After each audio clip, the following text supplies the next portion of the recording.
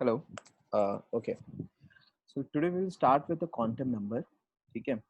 और quantum number में start करने से पहले सबसे पहले डिफरेंस समझते हैं कि what is the difference between the orbital and orbital. ठीक है. तो ऑर्बिट को हम एक और चीज क्या बोलते हैं, ऑर्बिट को हम बोल सकते हैं शेल. ठीक है. या फिर इसको और बोला जाता है एनर्जी लेवल. ठीक है. It is also known as what, energy level. अब ये शेल, ऑर्बिट या एनर्जी लेवल, ये क्या होता है बेसिकली? ऑर्बिट हम बोलते हैं path along which electron travel. Path along which the electron travel. तो सपोज ये आप न्यूक्लियस अगर हम मानते हैं इसको, तो ये कोई एक जो पाथ है, ठीक है, यहाँ इलेक्ट्रॉन है, तो ये जो पाथ जो फॉलो करता है इसी को हम बेसिकली क्या बोलते हैं, orbit. Okay, this is known as orbit. Now what is orbital? Now orbital, it is a region, it is a region where probability of finding an electron is max.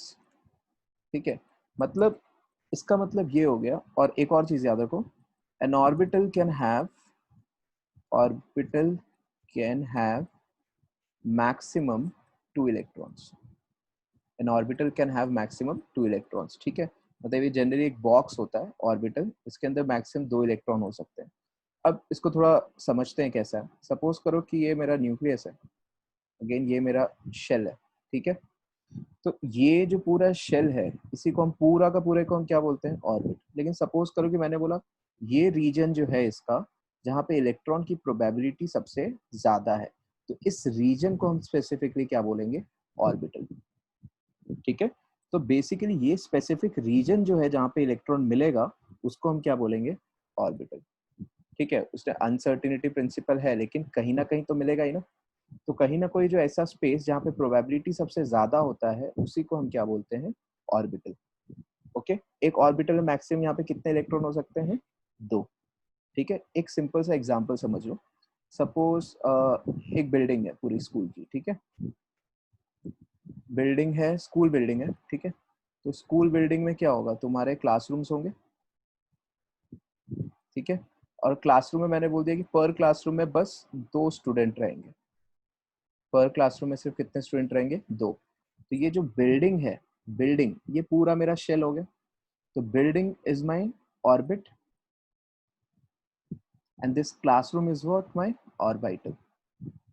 और ये 2 स्टूडेंट की इसकी क्या होनी चाहिए, कैपेसिटी. तो ये मेरा क्या डिफाइंड हो गया, orbital. Okay. So basically school में बहुत सारे क्लासरूम हो सकते हैं, many classroom can be there, है ना. बहुत सारे क्लासरूम हो सकते हैं. मतलब क्या हुआ, यहाँ पे तो 2 इलेक्ट्रॉन हो सकता है, लेकिन यहाँ पे क्या हो सकता है, 2 और मोर देन 2. जनरली इसको बोला जाता है 2n² इलेक्ट्रॉन होता है. हम आगे देखेंगे 2n² इलेक्ट्रॉन कैसे होता है. ठीक है. अब ये चीज देखो, सर्कुलर शेप है, इसका शेप कैसा है, सर्कुलर. ठीक है. तो सर्कुलर शेप जब होता है, तो बेसिकली अगर मैं यहाँ बोलूँ कि स्पेरिकल शेप है, तो वो चीज क्या होता है, अनडायरेक्शनल. ठीक है. अनडायरेक्शनल क्यों होता है, ये एक्सप्लेन करता हूँ.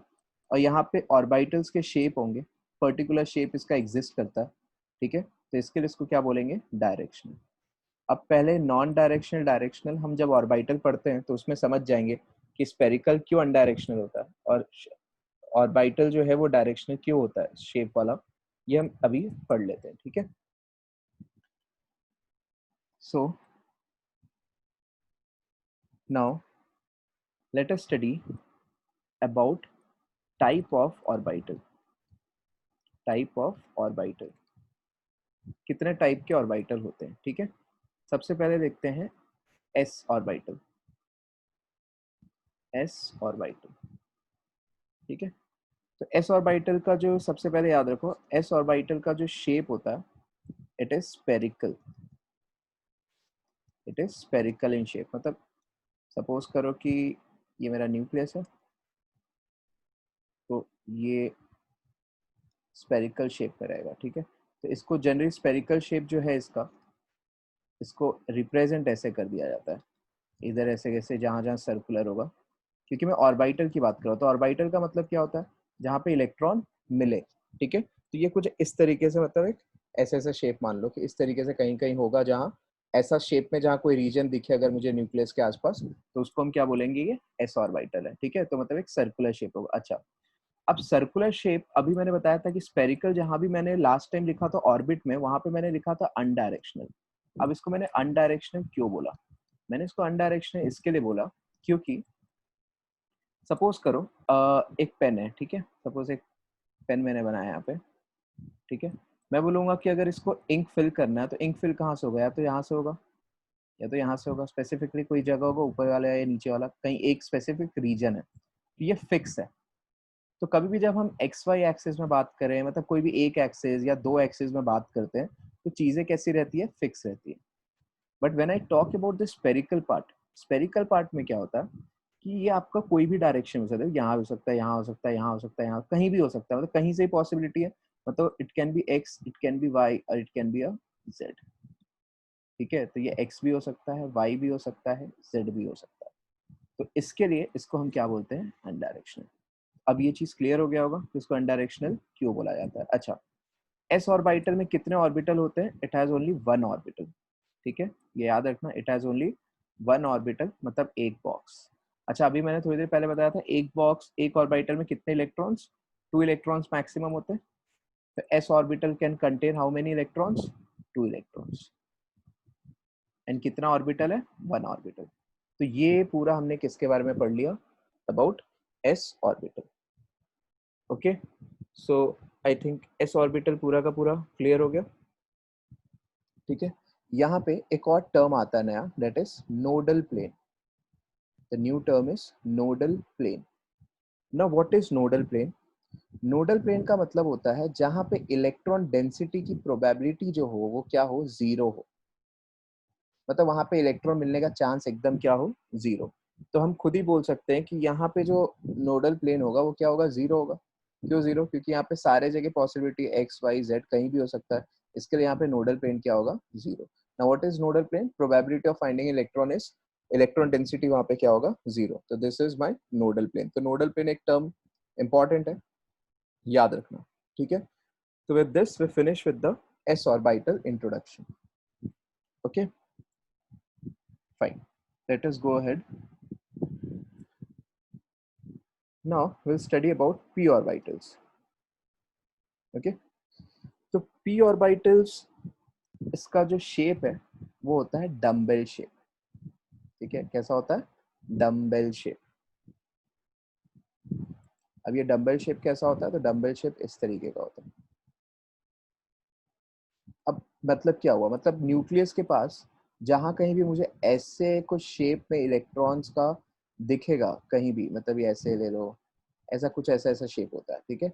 ऐसा कहीं भी शेप दिखेगा डम्बेल शेप, तो मैं समझ जाऊंगा कौन सा ऑर्बिटल है, पी ऑर्बिटल। अगर मुझे इलेक्ट्रॉन कहीं भी न्यूक्लियस के आसपास ऐसे शेप में कहीं दिखा, उसका मतलब प्रोवाइड, मतलब ऐसे शेप में कहीं फाइंड हो रहा होगा, ठीक है।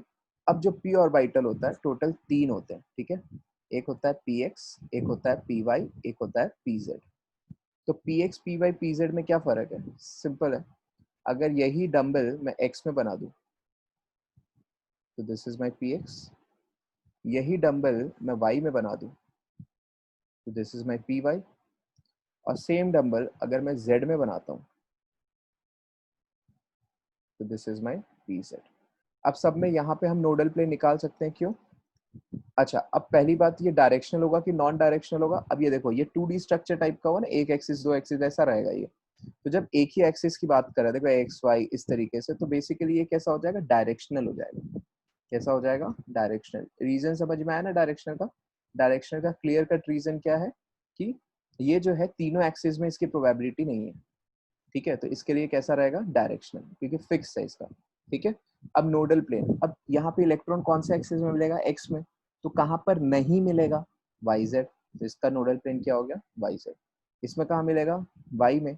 तो कहाँ नहीं मिलेगा, तो वो वाला प्लेन कौन सा हो जाएगा मेरा, एक्स जेड।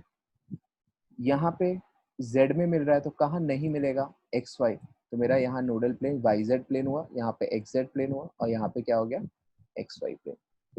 ठीक है, तो अब इसमें कितने हो गए बॉक्स बेसिकली, 3 ऑर्बिटल है तो कितने बॉक्स बनेंगे, 3। अच्छा, एक बॉक्स में 2 इलेक्ट्रॉन, तो 3 बॉक्स में कितने इलेक्ट्रॉन होंगे, 6 इलेक्ट्रॉन। तो इसमें मैक्सिमम इलेक्ट्रॉन कितना आ सकता है, 6, but 1 p orbital still accommodate how many electrons, तो 2 इलेक्ट्रॉन्स। ठीक है, तो हमेशा ध्यान रखना ऑर्बिटल लिखा है कि ऑर्बिटल्स लिखा है। ऑर्बिटल्स लिखा होगा तो 6 इलेक्ट्रॉन, ऑर्बिटल लिखा होगा मतलब एक बॉक्स, एक p ऑर्बिटल, तो वो कितना देगा, 2 इलेक्ट्रॉन। क्लियर, तो आई होप ये भी क्लियर हो गया होगा कि p के बारे में सारी चीजें क्लियर हो गई। 3 ऑर्बिटल होते हैं, डम्बल शेप होता है इस तरीके का, कहीं जहां अरेंजमेंट दिख रहा होगा वहां पे इलेक्ट्रॉन, तो समझ जाएंगे क्या है, p orbital. Okay, so let us go to d, d orbitals. तो d ऑर्बिटल्स जो होते हैं टोटल 5 होते हैं। ठीक है, dxy, dyz, dxz, dx square minus Y square and dz square. ठीक है, इस तरह।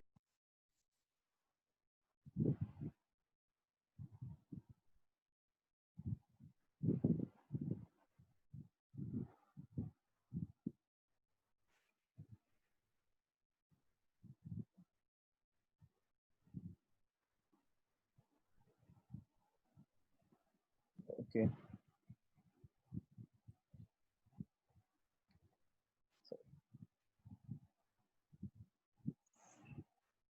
Okay, again we'll start with d orbital.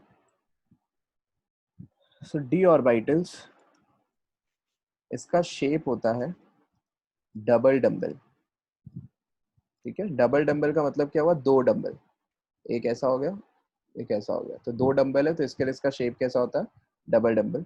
इसमें टोटल 5 ऑर्बिटल होते हैं।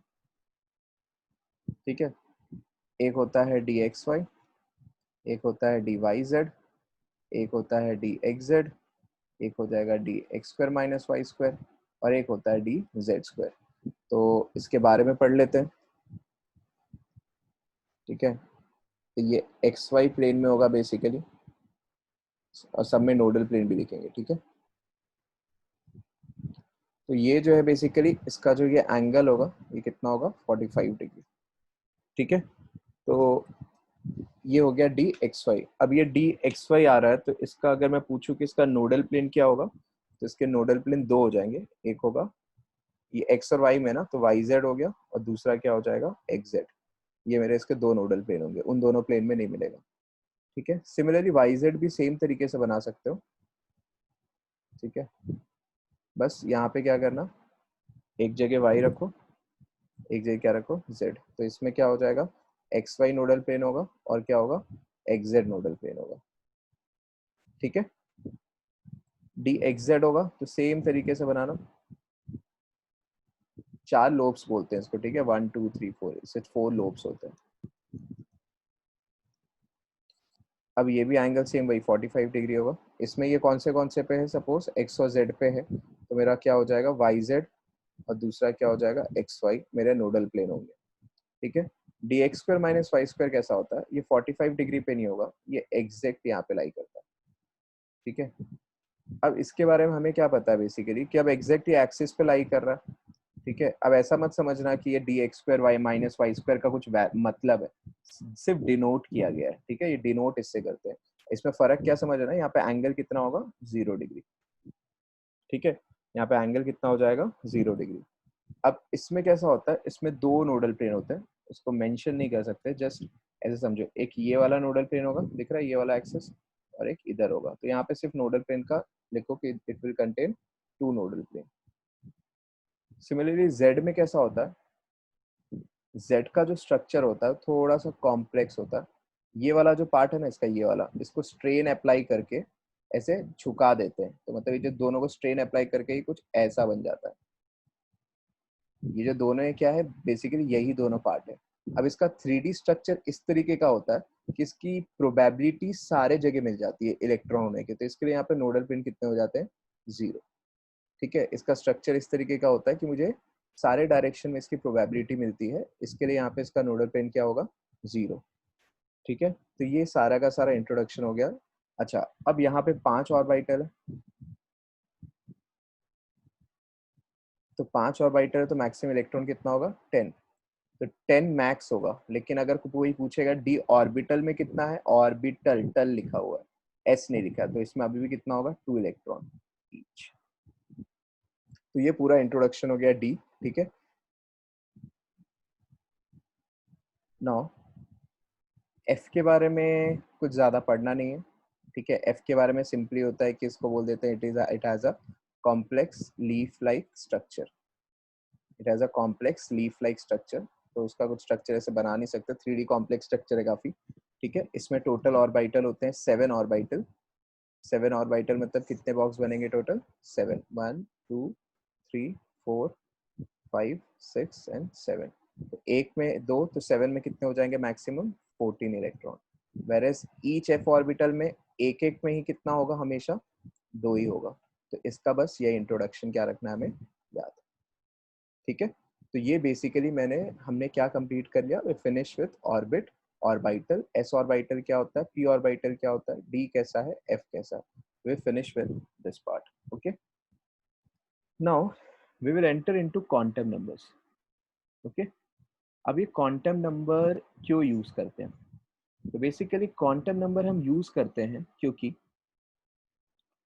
जैसे कि क्वांटम नंबर का यूज ये है कि it gives address of electron. It gives the address of electron, मतलब मेरा वो पर्टिकुलरली इलेक्ट्रॉन कहाँ पर है वो मुझे कौन बताता है, क्वांटम नंबर। एक सिंपल सा एग्जांपल लेके हम समझते हैं। सपोज करो मैं किसी मुझे स्टूडेंट को पता करना है कि वो स्कूल में कहाँ है।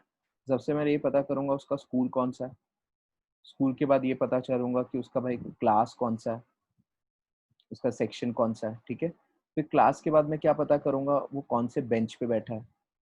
फिर उस बेंच में से अगर 2-3 बच्चे एक बेंच पे बैठते हैं तो मैं वो पता करूंगा कि उस बेंच में से कौन सा है, विच वन। समझ में आया, तो ये पूरा का पूरा डिस्क्राइब कर रहा है, मतलब एक स्कूल में कौन से है, क्लास में कौन से है, कौन से बेंच पे बैठा है, उस बेंच पे जो बैठे हैं जितने लोग उसमें से कौन सा है। तो वो एक स्टूडेंट का क्या हो जाएगा, स्पेसिफिकली स्कूल एड्रेस, कि उस स्कूल में मुझे कहाँ मिलने वाला है। ठीक है, तो वैसे ही इलेक्ट्रॉन का होता है। तो इलेक्ट्रॉन कैसे होते हैं, हमने जैसे अभी पढ़ा था थोड़ी देर पहले, शेल। पहले हम पता करते हैं कि कौन से शेल में है, शेल के बाद हम पता करते हैं कि कौन से ये सब शेल में है। ठीक है, सब शेल वही एस पी डी एफ जिसका इंट्रोडक्शन हमने पढ़ा, और शेल मतलब सेम वही ऑर्बिट। तो पहले हम पता करेंगे कौन से शेल में है, शेल के बाद पता करेंगे कौन से सब शेल में है, सब शेल के बाद हम पता करेंगे कि कौन से ऑर्बिटल में है। क्योंकि हमने अभी देखा था ना, एस में पी में जैसे 3 बॉक्स थे, डी में 5 थे, एफ में 7 थे, तो उनमें से कौन से बॉक्स में है, मतलब कौन से ऑर्बिटल में। एक ऑर्बिटल में 2 इलेक्ट्रॉन होता है, तो उनमें से कौन सा इलेक्ट्रॉन है ये पता करते हैं। तो ये क्वांटम नंबर का बेसिक पूरा का पूरा ये चीज हमें क्या होना चाहिए, इस तरीके का इसका हम यूज करते हैं। ठीक है, तो सेम स्कूल क्लास बेंच कौन सा है, उसमें से बेंच में जो स्टूडेंट बैठे हैं उनमें से कौन सा, सेम वैसे ही ऑर्बिट कौन सा, सबशेल कौन सा। अब सबशेल में तो बहुत सारे बॉक्स होते हैं, तो उन बॉक्स में से कौन से बॉक्स में है, उस बॉक्स में भी 2-2 इलेक्ट्रॉन होते हैं, तो उस 2 इलेक्ट्रॉन में से कौन सा इलेक्ट्रॉन है, ये पूरा का पूरा एड्रेस मुझे कौन देगा, क्वांटम नंबर। तो आई होप ये पूरा का पूरा क्वांटम नंबर तुम्हें समझ गया होगा। ठीक है, now will start with the quantum number. जो सबसे पहला है उसको डिनोट करते हैं एन से, और उसको बोलते हैं principal quantum number, principal quantum number.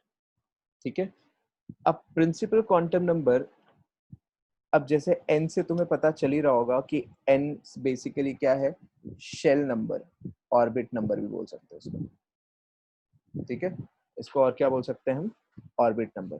तो बेसिकली इसका जो यूज होने वाला है प्रिंसिपल क्वांटम नंबर का, ये 2 चीजें बताता है। एक तो बताता है साइज, और दूसरा बताता है एनर्जी। ठीक है, एक तो क्या बता देता है, size of the electron cloud, क्योंकि मुझे पता चलेगा ना, जैसे सपोज करो ये न्यूक्लियस है, तो एक शेल है तो इतना ही रहेगा, 2 है तो यहाँ तक जाएगा, 3 है तो और बड़ा होगा। तो बेसिकली ये कितने दूर तक जा रहा है, कितना साइज होगा, ये मुझसे किससे पता चल जाएगा, उस ऑर्बिट नंबर से। और ऑब्वियस सी बात है ये प्लस है, तो यहाँ क्या होगा माइनस, इलेक्ट्रॉन, यहाँ पे क्या होता है इलेक्ट्रॉन रिवॉल्व करते हैं, तो प्लस और माइनस में क्या होता है, अट्रैक्शन लगता है। अट्रैक्शन में क्या होती है, एनर्जी लूज होती है, सही है। तो एनर्जी लूज होगी, तो एनर्जी लूज होगी तो मतलब क्या होगा, जो ज्यादा पास होगा उसको ज्यादा खींच पाएगा, जो ज्यादा दूर होगा उसको थोड़ा कम खींच पाएगा। समझ में आ रहा है, फोर्स ऑफ अट्रैक्शन लगेगा, तो बेसिकली एनर्जी लूज होगी, तो सबकी अलग अलग एनर्जी लूज होगी, तो इसी बेसिस पे हम क्या बता सकते हैं उसका एनर्जी लेवल क्या है। समझ में आया, क्योंकि हर एक कोई इक्वल एनर्जी से तो लूज करेगा नहीं, तो सबका जब अलग अलग अगर लूज करेगा एनर्जी, तो उस बेसिस पे हम क्या बता सकते हैं बेसिकली कि उसका एनर्जी लेवल क्या है। तो प्रिंसिपल क्वांटम नंबर मुझे बेसिकली क्या बताता है, it tells us about the size of the electron cloud and also about the energy. ठीक है, अब ये सभी को पता होगा, ये हमने स्कूल में पढ़ा होगा कि जो ऑर्बिट नंबर है सपोज, ठीक है, फर्स्ट, सेकंड, थर्ड, फोर्थ, इसको डिनोट करते थे के, एल, एम, एन, इस तरीके से इसको क्या करते थे, डिनोट करते थे। ये हमने स्कूल में भी किया है तुमने, ठीक है। और तुम्हें सबकी कैपेसिटी भी पता होगी कि इलेक्ट्रॉन की कैपेसिटी कितनी होती है, फर्स्ट की 2, ये 8, ये 18 और ये 32, ये इलेक्ट्रॉन की क्या होती थी, कैपेसिटी। ठीक है, अच्छा, तो ये फर्स्ट की 2 से 8, 18, 32, ये तुम्हारी उसकी कैपेसिटी हो गई। क्लियर। अब फर्स्ट हमने अभी अभी सबका पढ़ लिया, हमने एक जनरल लास्ट अभी जो हमने पढ़ा था उसमें क्या लिखा था, एस, पी, डी और एफ के बारे में पढ़ा था। एस में हमने क्या यूज किया था, हमने क्या बोला था, एक ऑर्बिटल की अगर हम बात करें तो एस में ऑर्बिटल कितना था, एक, इसमें 3 था, इसमें 5 था, इसमें 7 था। ठीक है, तो इलेक्ट्रॉन भी हमने लिखा था, इसमें 2 लिखा था, इसमें 6 लिखा था, इसमें 10 लिखा था और इसमें कितना हो जाएगा 14। ये हमें ऑलरेडी हमने ये चीज पढ़ लिया है। ठीक है, तो होता क्या है कि जो फर्स्ट ऑर्बिट है, ठीक है, जो फर्स्ट वाला ऑर्बिट है उसमें जैसे 2 इलेक्ट्रॉन भरना है, सिर्फ 2 इलेक्ट्रॉन है ना, तो 2 इलेक्ट्रॉन कहाँ से हम भर सकते हैं, हम सिर्फ एस यूज करके फिर खुश हो जाएंगे, क्योंकि एस की कैपेसिटी कितनी है, 2। तो जो फर्स्ट होता है ना, तो उसमें अगर मैं बोलूँ सबशेल, तो उसमें सिर्फ कौन सा सबशेल आ जाएगा, एस। ठीक है, सिर्फ कौन सा सबशेल आ जाता है, एस। अगर अब मैं बात करूं सेकेंड शेल की, ठीक है, तो सेकेंड शेल में कितने इलेक्ट्रॉन आते हैं, 8। तो एस तो आएगा ही आएगा, लेकिन साथ ही साथ क्या आएगा, 6 इलेक्ट्रॉन और बच जाएंगे, क्योंकि एस में कितना आएगा, सिर्फ 2 इलेक्ट्रॉन आएंगे, तो 6 बच गए, तो वो 6 किस में आ जाएंगे, पी में।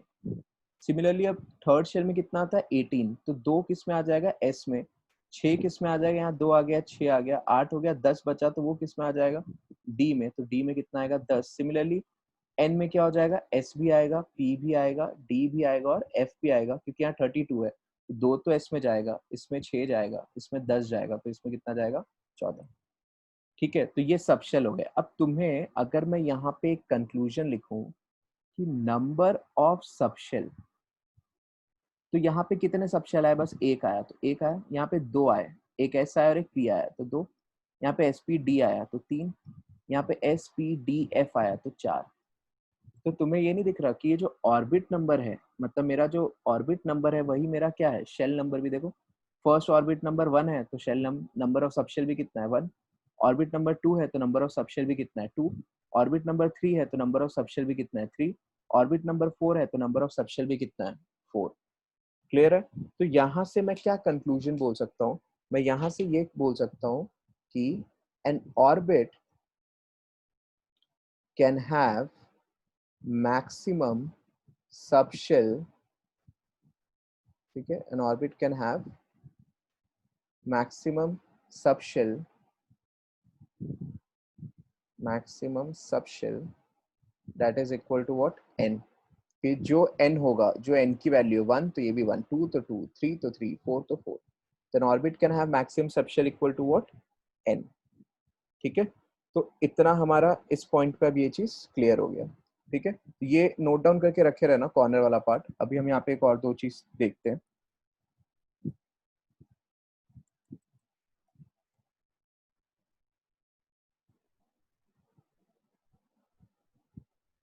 ठीक है, अब यहाँ पे हम और एक दो चीजें इससे नोन करवाते हैं। ठीक है, ये तो मेरा हो गया सबशेल का काम कंप्लीट। ठीक है, अब हम यहाँ पे बनाते हैं number of orbital, number of orbital. अब नंबर ऑफ ऑर्बिटल, अभी हमने बॉक्स बनाया था, यहाँ पे सिर्फ एस है, तो एस में कितने बॉक्स बने थे, एक।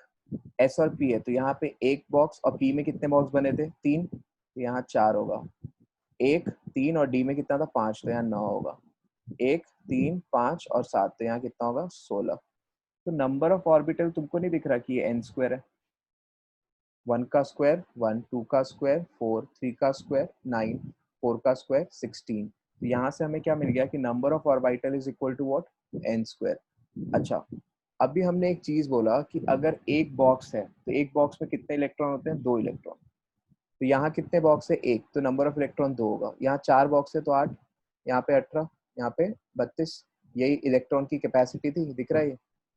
तो नंबर ऑफ इलेक्ट्रॉन अगर मैं पूछूं कि नंबर ऑफ इलेक्ट्रॉन कितना होगा, तो यहाँ पे हम क्या बोल सकते हैं? Number of electron will be 2n square, क्योंकि जितना भी बॉक्स है उसका ठीक डबल, तो इसके लिए क्या लिख दिया? 2n square.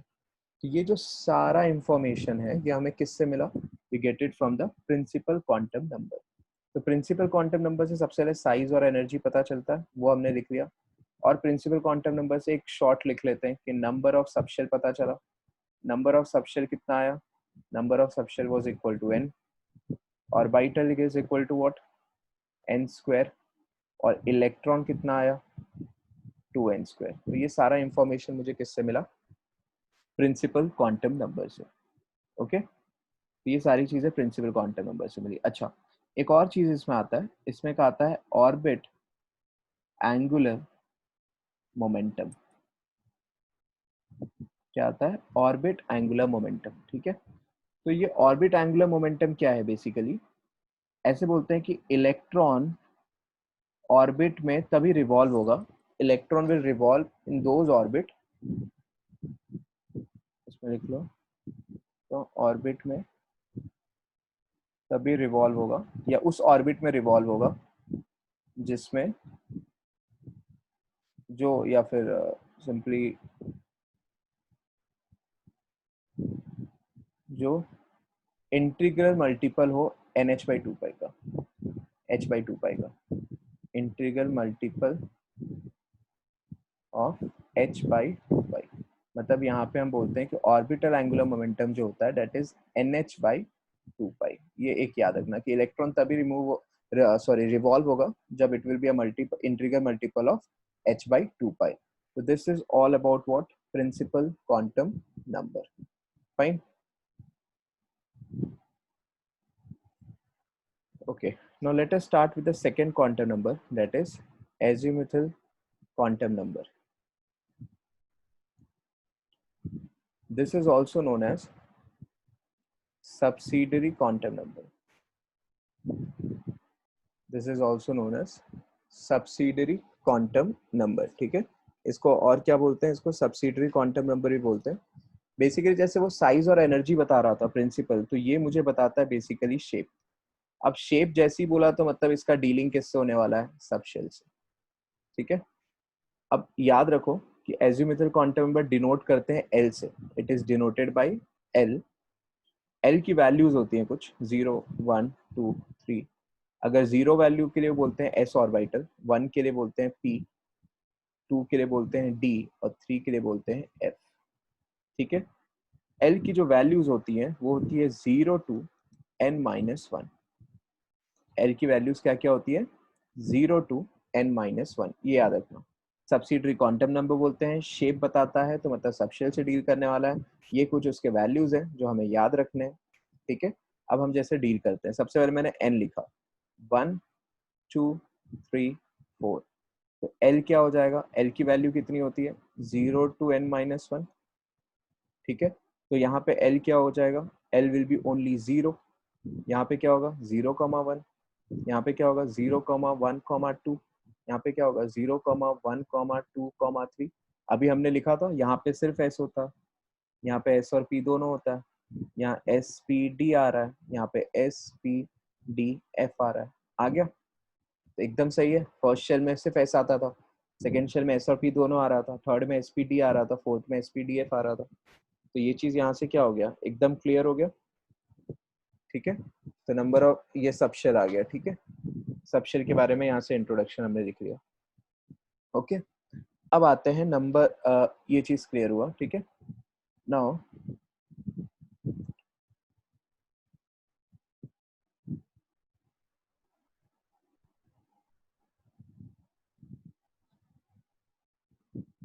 अब इससे जैसे हमने n से सारे वैल्यूज निकाले थे, नाउ सेम वे में हम इससे भी निकालते हैं। जैसे ये l की वैल्यू 0 1 2 3, ये मुझे ये पता है, ये s है, ये p है, ये d है, ये f है, ठीक है, ये मुझे पता है। अच्छा, अब मैं यहाँ पे लिखता हूँ नंबर ऑफ ऑर्बिटल। ऑर्बिटल मतलब सेम बॉक्स, s में कितना होता था, सिर्फ एक, p में कितना होता था, 3, यहाँ 5, यहाँ पे 7। तो मैं इसको ऐसे लिख सकता हूँ, इट इज 2l+1। l की वैल्यू 0 पुट करो, 2 0 0, 0 + 1 1, 2 1 2, 2 + 1 3, 2 2 4, 4 + 1 5, 2 3 6, 6 + 1 7। This is 2l+1। अब कोई पूछे नंबर ऑफ इलेक्ट्रॉन क्या होगा, तो क्या बोलोगे? ऑब्वियसली जितने डब्बे हैं उसका डबल क्या होता है, इलेक्ट्रॉन, तो दिस विल बी 2 × 2l+1। तो ऑब्वियसली s में 2 इलेक्ट्रॉन, p में 6, d में 10 और इसमें 14। So this is all about what we have learned for azimuthal quantum number। ठीक है, तो 2 क्वांटम नंबर्स हो गए।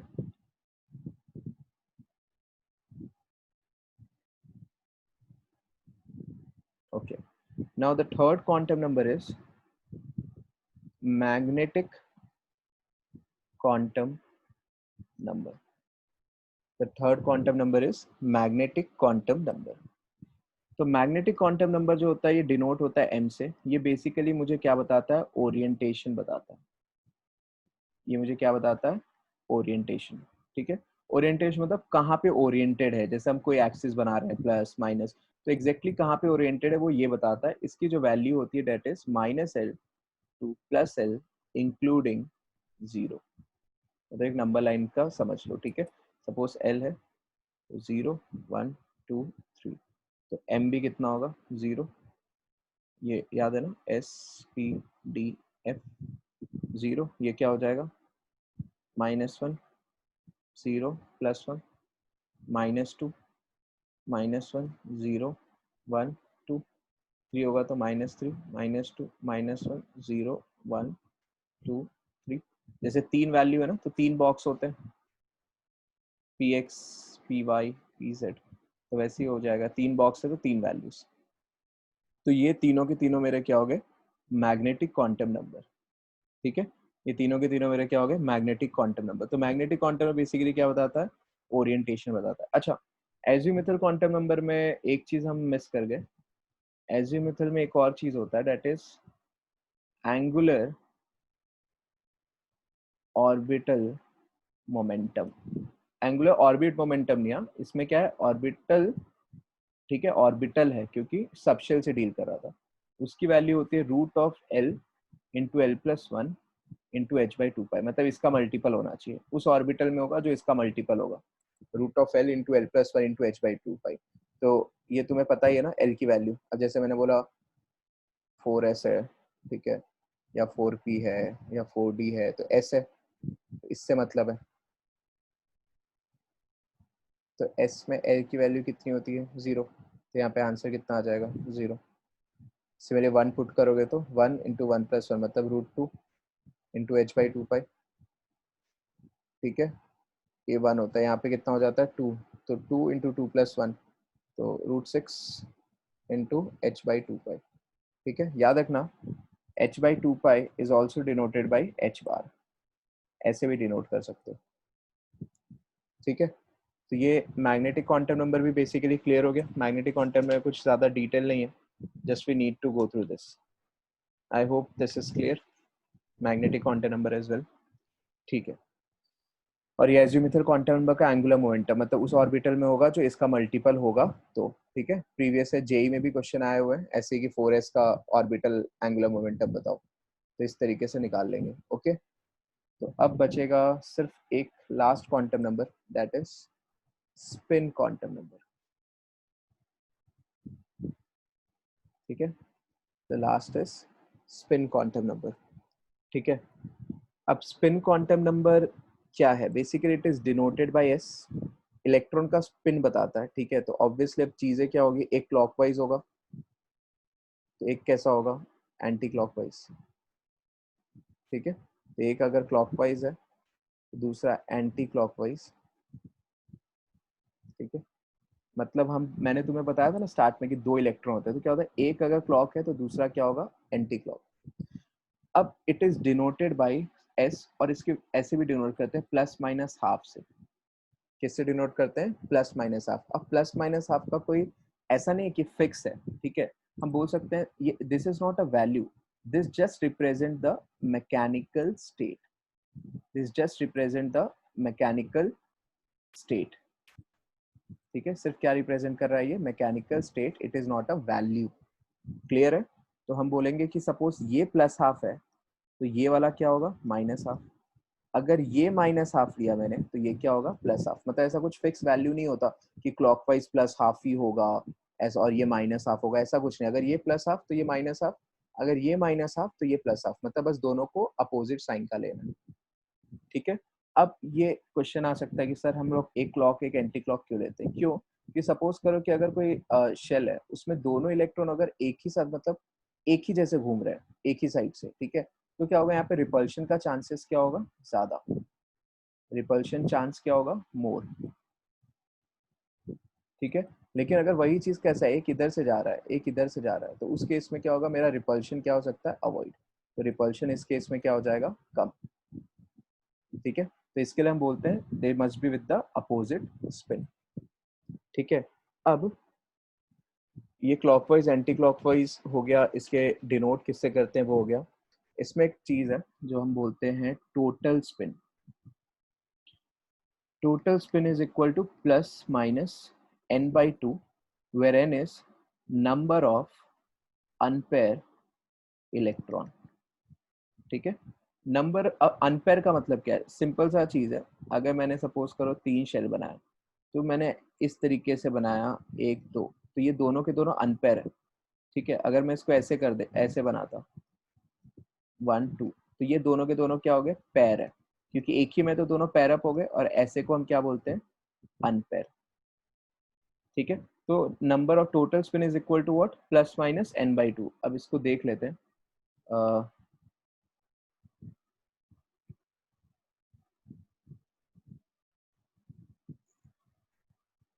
ठीक है, ये कैसे आता है? सपोज करो P3 है, ठीक है, P3 ऐसे फिल होता है। अब मैं हम बताएंगे, मैं ये भी बताऊंगा फिलिंग कैसे होता है। अभी के लिए ऐसे देखो, तो डायरेक्टली मैं आंसर क्या बोल सकता हूँ? My total spin will be equal to unpair कितना है? 3 है, तो प्लस माइनस 3/2। अब समझना है कैसे आया, तो देखो हमने बोला था कि वैल्यू या तो प्लस हाफ या तो माइनस हाफ लेना। सपोज करो ऐसे डायरेक्शन वाले को मैं प्लस हाफ लेता हूँ, तो ये ऐसे डायरेक्शन को प्लस हाफ लिया, तो ये भी प्लस हाफ, ये भी plus half, plus half plus half plus half, कितना हो गया? प्लस 3/2। सपोज करो अगर मैंने माइनस हाफ माना होता तो ये भी माइनस हाफ, ये भी माइनस हाफ, ये भी माइनस हाफ, तो कितना होता? -3/2। तो इसके लिए आंसर क्या हो गया? Plus minus 3/2। सपोज करो P4 है, तो P4 कैसा फिल होगा? सपोज P4 ऐसे फिल होगा 1 2, ये P4 ऐसे। तो अब इसमें 2 अनपेयर दिख रहे हैं, तो मेरा टोटल स्पिन में डायरेक्टली क्या बोल दूंगा? प्लस माइनस 2/2, मतलब this is equal two plus minus 1। अगर मुझे देखना है तो मैं कैसे बोल सकता हूँ? सपोज अगर ऐसे वाले को मैंने प्लस हाफ माना, तो ये वाला क्या होगा? माइनस हाफ, ये क्या होगा? प्लस हाफ, ये भी क्या होगा? Plus half. तो ये दोनों तो एक दूसरे को कैंसिल कर देंगे, तो प्लस हाफ कितना हुआ? +1। यहाँ पे सिमिलरली अगर मैं माइनस हाफ माना होता तो ये वाला क्या हो जाता? प्लस हाफ, तो ये दोनों तो कैंसिल, ये माइनस हाफ, ये भी माइनस हाफ, तो ये -1 आता, तो +1 -1 आ गया दोनों। This way we can also calculate total spin. तो हमने क्या क्या फर्स्ट लेक्चर में कंप्लीट किया? We finish with orbit, orbital, सारे टाइप के ऑर्बिटल्स जनरली देखे, SP, D, F, ठीक है, और सभी के प्रॉपर्टीज देखे, कितने ऑर्बिटल होते हैं, क्या शेप होता है, चारों क्वांटम नंबर क्या क्या होते हैं। नेक्स्ट क्लास में we will go with few principles and how to write the electronic configuration. Okay, fine then.